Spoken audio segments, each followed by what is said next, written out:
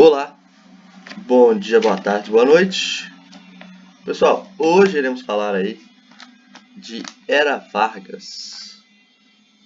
Essa aula que é extremamente importante para a compreensão da história do Brasil.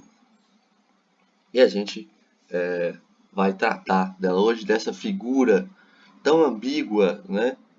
E tão falada, né? E tão viva ainda também no imaginário da população brasileira, que é Getúlio Vargas, né, que vai ser o principal personagem dessa aula. Bom, depois de 1930, né, da Revolução de 1930 e do golpe militar, uma nova elite passa a governar e essa elite é liderada por Getúlio Vargas. É claro, as oligarquias dissidentes, né, e as oligarquias que romperam com o governo de São Paulo vão também estar atreladas a esse governo, né? Essa que é a nova elite. Principalmente as oligarquias do Rio Grande do Sul, que é de onde o Vargas vem, a oligarquia da Paraíba e a oligarquia de Minas Gerais. Tá? Esse momento histórico também é marcado pela Grande Depressão, né, o crash da Bolsa de 29 lá em Nova York, que faz com que o Brasil tenha que reformular o seu campo econômico, né, de atuação. Outra coisa é o bipolarismo político, que surge na Europa e atinge quase que o mundo inteiro, né? E esse bipolarismo, a gente tem dois campos principais, que são os socialistas e os fascistas, que vão ter grupos representados aqui no Brasil. É importante lembrar também que o governo Vargas, de 1930 a 45, vai ser dividido em três fases, eu quero que vocês se lembrem aí. O governo provisório é a primeira, o governo constitucional é a segunda, e por último, o governo ditatorial, mais conhecido como Estado Novo. Quais vão ser as características gerais aí desse governo, dessa fase aí, né? Getúlio Vargas, são 15 anos no poder, é o presidente que mais governou ininterruptamente, né? A gente vai ter uma centralização política, uma concentração de poderes na mão do presidente, cada vez maior. O autoritarismo de Vargas, né? Lembrando que ele vai ser um ditador, né? É claro, tem um governo constitucional, mas ele tem as características de um ditador, né? E vai ser. As indústrias de base, né? Começa aí a surgir as indústrias de base com Getúlio Vargas, uma reforma importante para a diversificação produtiva, o nacionalismo exacerbado, né? Por parte do Vargas e do mundo inteiro, porque o mundo viveu em guerra nesse tempo, então o nacionalismo é sempre um apelo muito essencial em tempos de guerra. A gente tem um trabalhismo e um populismo, né? Ele se utiliza aí das camadas mais pobres para ter apoio também no poder, além dos militares também que o apoiam muito, e dessas oligarquias aí, pelo menos no início, apoiavam Getúlio Vargas. Vamos ao governo provisório. O Getúlio vai governar sem Constituição, pelo menos no início. A gente vai ter uma aglutinação de forças, né, que nem eu falei, as oligarquias existentes, a classe média, os setores da burguesia, o exército, né? Então, ele vai ter muito apoio, pelo menos no início, né? As pessoas vão saudá-lo como presidente realmente. A industrialização foi um foco do governo dele. Ele também nomeou interventores estaduais, que eram uma espécie de governadores, né, se for comparar com hoje em dia. Criou os Ministérios do Trabalho, Indústria e Comércio, Educação e Saúde. Então ele focou também na educação, né?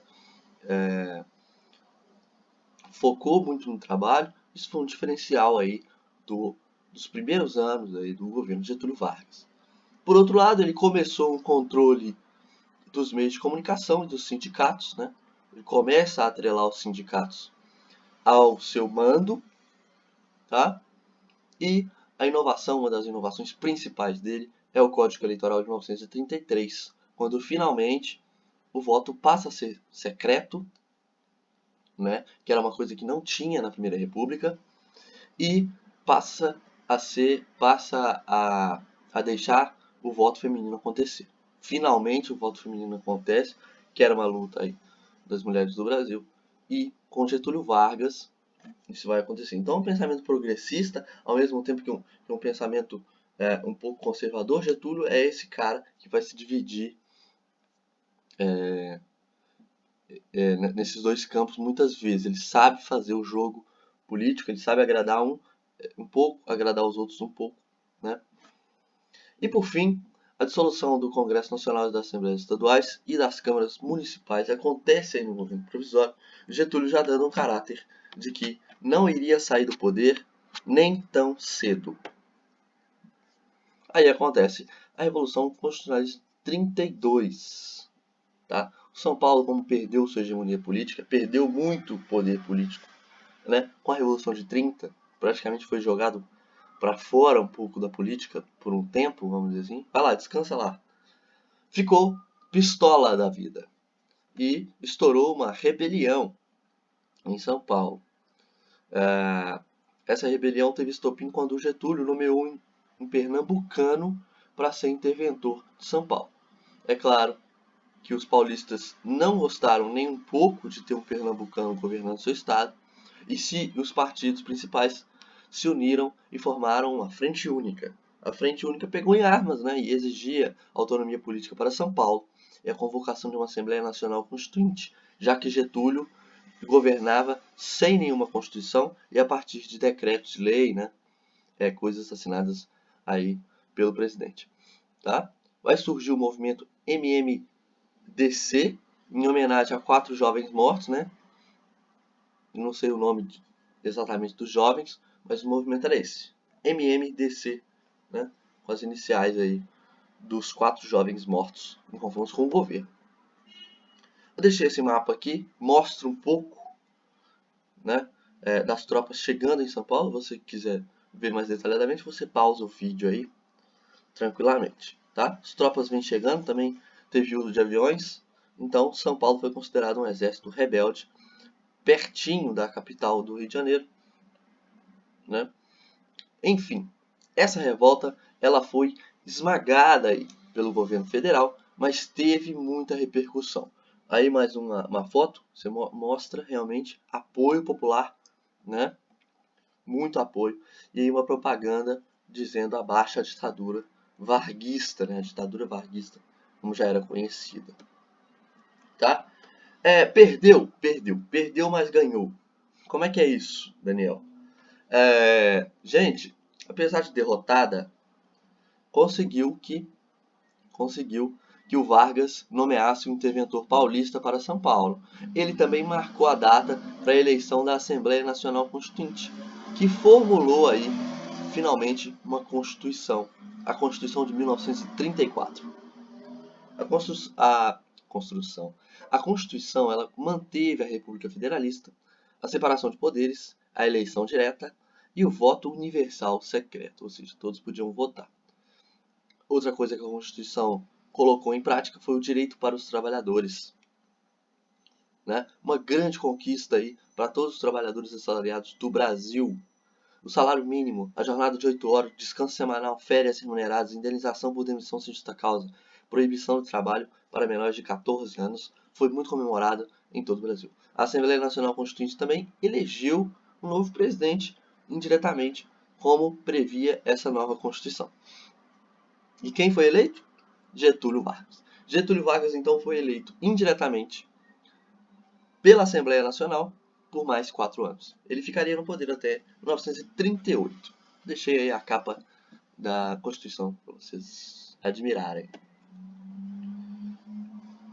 O governo constitucional, então, começa. A segunda fase da Era Vargas foi um período marcado pelo surgimento de duas correntes político-ideológicas antagônicas. Lembra que eu falei, né, dos socialistas e dos fascistas? E eles estão aqui representados no Brasil também. A direita e a esquerda. À esquerda, temos a Aliança Nacional Libertadora, conhecida como ANL. Era um braço do Partido Comunista Brasileiro. Ou seja, tinha ideologia forte aí comunista. Tá? Se considerava anti-integralista e anti-imperialista. Né? Eles queriam a suspensão da dívida externa e a estatização das empresas estrangeiras. Defendiam também a reforma agrária. O líder era Luiz Carlos Prestes, forte crítico da ditadura varguista, né, como ele chamava, e do governo Getúlio Vargas, que agora era constitucional. Né? À direita, nós temos a Ação Integralista Brasileira, conhecida como o fascismo nos trópicos ou o fascismo do Brasil. Né? Tinha um repúdio à democracia liberal, gostaria de ter um governo autoritário, como tinha, né? Tanto que era simpatizante do Getúlio Vargas no início, tá? Se considerava anticomunista, era ultranacionalista, como qualquer fascismo, né? Queria um Estado forte, e o líder era o Plínio Salgado, como eu disse, simpatizava com Getúlio no início, e dizem até que o Getúlio prometeu um cargo de ministro da Educação para ele, né? Um cargo aí no Ministério da Educação. Mas isso não aconteceu, tá, gente? Como vocês podem perceber, então, o momento é de descende a democracia, né? Nenhum dos dois tem muito apego pela democracia e tinha ascensão de grupos autoritários. Os dois têm um pouco de autoritarismo aqui, né? E o momento do mundo era de governos autoritários. Então é uma onda, né, de autoritarismo que também pegou aí o Brasil, essa onda. A luta política aqui bem clara, né? O fascismo contra o socialismo, o comunismo. Uma luta que vai ganhar as ruas e uma luta que vai tentar chegar ao poder. E como? Primeiro foi a vez dos comunistas. Em 1935 acontece a Intentona Comunista. A NL tinha muito prestígio com a população. Prestes, junto com o PCB e a Terceira Internacional, planejaram uma revolução capaz de deter o Getúlio, mas a própria Terceira Internacional não tinha noção da imensidão do Brasil, ou estava por fora da realidade do Brasil, e a luta armada se deu em Natal, Rio Grande do Norte, Pernambuco também, mas todas as tentativas foram fracassadas, né? Sendo eles presos aí, o pessoal que participou.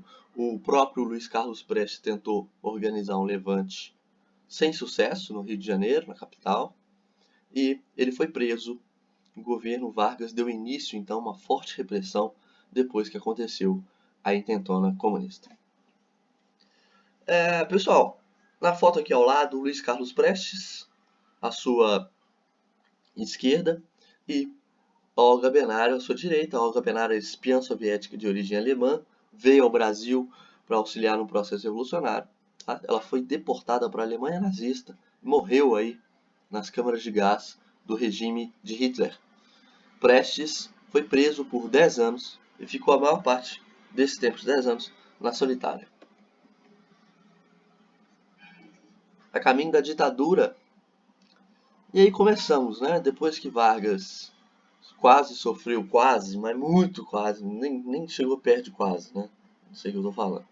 Mas depois que aconteceu a Intentona, o Vargas usou isso como pretexto. Suspendeu a Constituição. De 1934, o Brasil entrou em estado de sítio. O Vargas também se aproximou mais dos integralistas, né, para ganhar mais apoio político, a necessidade de um governo forte, né? Ele vai se aproximar desses integralistas que vão apoiar ele, já que eles têm simpatia aí com o fascismo e com o autoritarismo de Vargas, tá?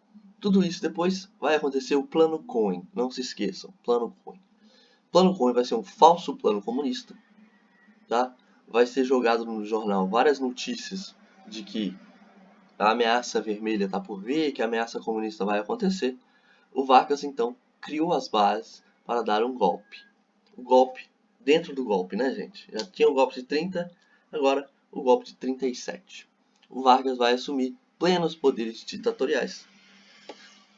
A suspeita de que ele mesmo tem inventado o Plano Cohen, né, e se colocado no poder, sendo que nem existia esse plano, era tudo invenção. Aí a famosa fake news, né? Já acontecendo. Então nós entramos no Estado Novo. O Estado Novo, a ditadura de Vargas, outorgou uma nova Constituição, uma Constituição conhecida como polaca, de forte inspiração fascista, né?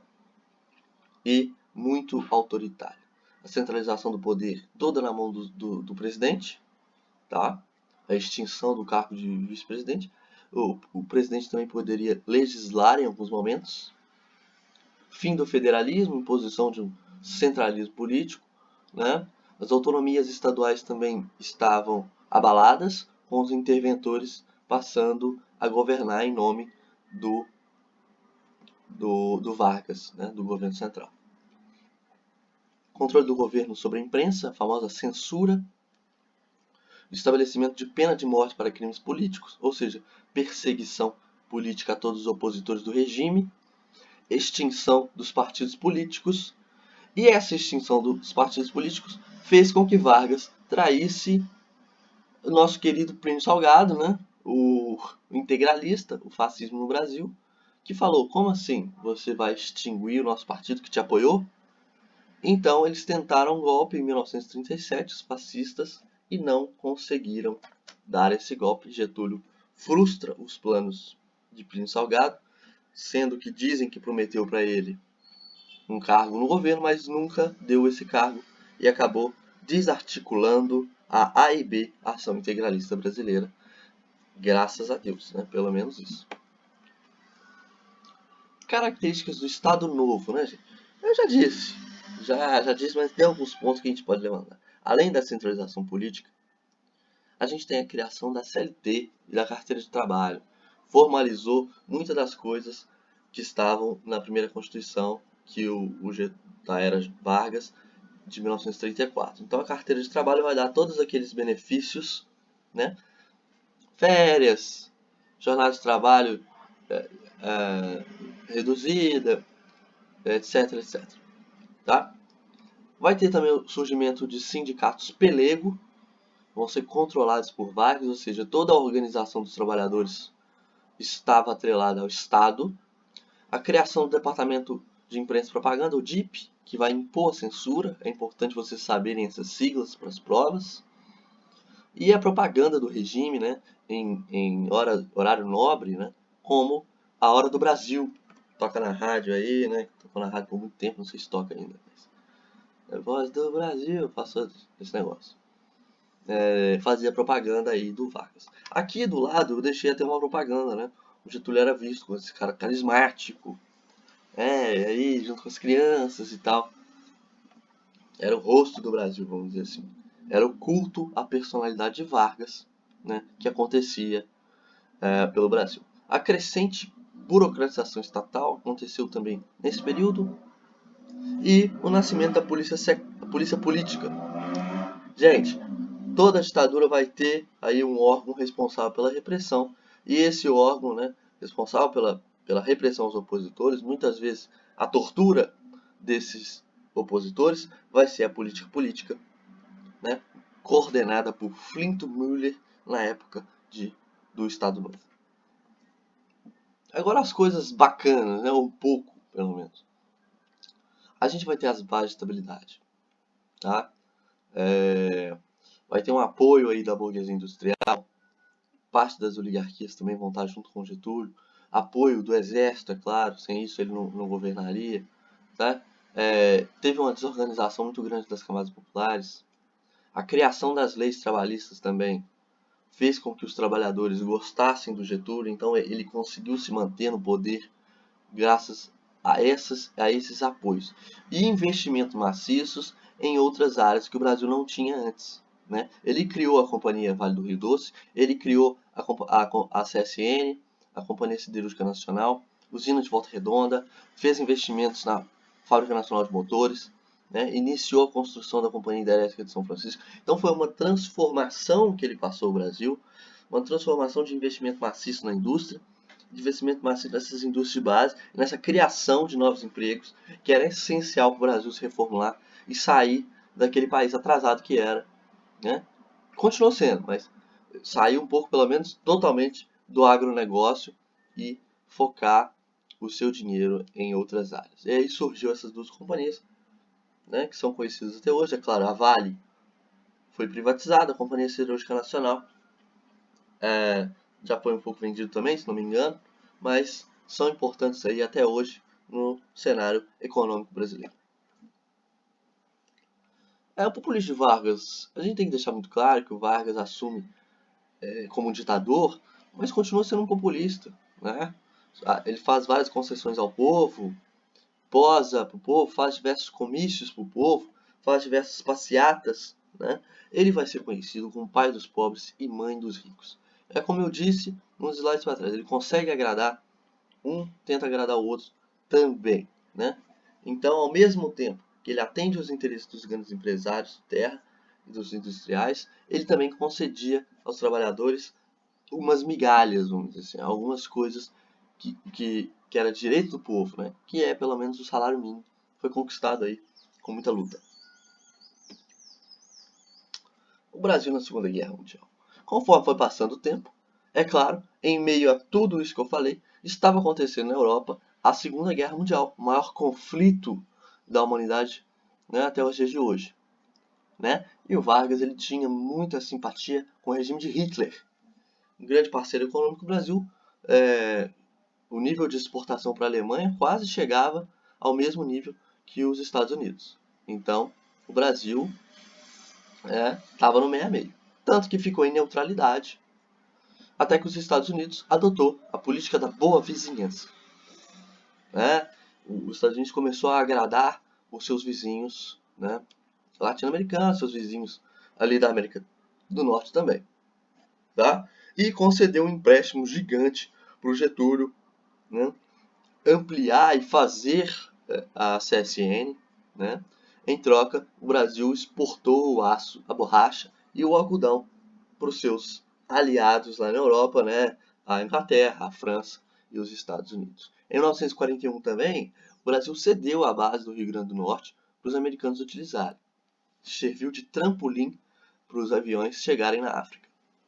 Em 1942, então, submarinos nazistas atacaram os navios mercantes no litoral do Nordeste. Né? O Brasil, por vários meses isso, viu gente? Eles atacaram muitos navios mercantes. O povo, então, vai tomar as ruas ali em meados de 42 e o Brasil finalmente vai declarar guerra às potências do eixo. Em 1943, somente, então, o Brasil vai participar da guerra. Tá? Com a FEB e com a FAB. FEB é esse símbolo aqui. E a FAB é o símbolo Senta-Pua. Tá? Mais de 25 mil homens vão participar da campanha na Itália, sob comando militar dos Estados Unidos. Vão ajudar a derrubar o fascismo, principalmente ali em Monte Carlo. Vai ser a principal campanha do Brasil na Segunda Guerra Mundial. Aqui eu trouxe algumas imagens. Né? A cobra está fumando. O segundo aniversário de Hitler. Brasil em guerra, né, uma propaganda. E aqui o Roosevelt, junto com Vargas, ali muito sorridentes, né, num clima amistoso entre os dois países. A política da boa vizinhança foi muito bem feita pela Disney, pela Carmen Miranda também. A Disney vai introduzir personagens que vão representar o Brasil, o Zé Carioca, por exemplo, típico malandro, carioca, tal, e aquilo outro, vai ser a representação do Brasil, e junto com o Pato Donald, eles vão ficar amigos ali. O Panchito aqui representa o México, que também ajudou a campanha dos aliados, também levou homens para a Segunda Guerra Mundial. E a Carmen Miranda vai ser essa pessoa com frutos na cabeça, tropical, né? Representando o Brasil lá fora.